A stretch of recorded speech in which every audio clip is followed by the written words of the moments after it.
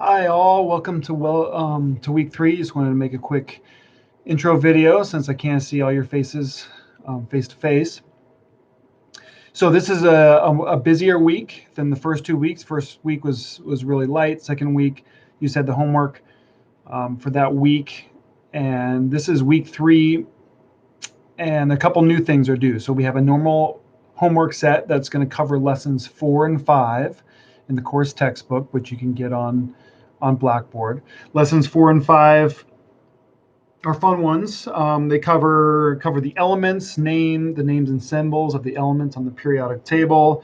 Talk about the idea that matter is made out of atoms, called atomic theory, which was developed by a high school teacher named John Dalton in the early 1800s.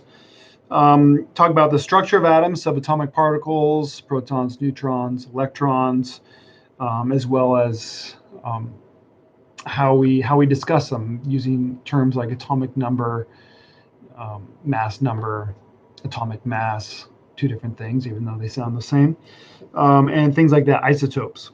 And that's lesson 4. Lesson 5, we talk about electrons, which are crazy and complicated. Well, I won't get into too much into quantum mechanics, but briefly, and especially not into the math of quantum mechanics, but talk a little bit about how the electrons, which quantum mechanics describes how the electrons are arranged in the atom. So that's on tap. So you have homework over those 2 lessons, and then you have your first quiz. And that quiz, again, you can take it now. You can take it at any time, and I wouldn't advise waiting to the last second to take it. But our first quiz is going to cover everything we've covered up to this point. So lessons 1 through 5. So lessons 1, 2, 3, 4, and 5. And it'll be very similar to the homework. It'll be very similar problems to the homework. So no surprises. I don't want to surprise anyone. But how do you prepare for the quiz? How do you get an A on the quiz? I would go back through the homework problems for those first 5 lessons, including this week, week 3, and review them and go through them. Make sure you're comfortable answering all of those questions, and you feel confident that if you saw a question similar to it, you could answer it no problem. And if you don't, then practice them, re-practice them. So the quiz, the difference is the quiz is timed, unlike the homework. You have 2 hours and 25 minutes to complete it. So that means, if there's a problem you're not sure about, save it to the end. A common mistake with timed exams, and many of you are going to take timed exams and,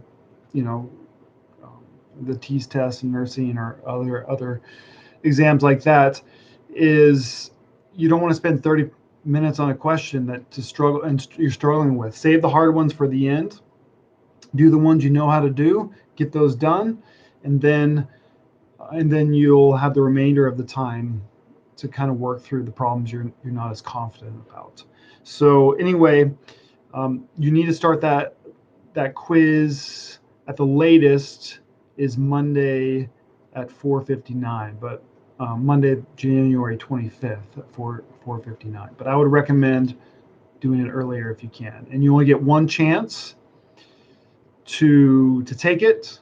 You don't get to redo it or anything like that. So keep that in mind as you're doing it. And then lastly, the first virtual lab, I know many of you have already completed this first virtual lab, but it is due at the end of week 3, Monday, January 25th as well. And that lab is titled Lab Techniques. You get access to it through the Smart Sparrow website. I provided a link on Blackboard under the week 3 material as well. And so complete that. It should take an hour max. It's kind of to help you get familiar with the software program to get you ready to do the remainder of the virtual labs, of which there'll be 6 this term. So, as always, let me know if you have any questions. Email me, visit my Zoom office hours, and I hope you're all doing well, and I'll talk to you later.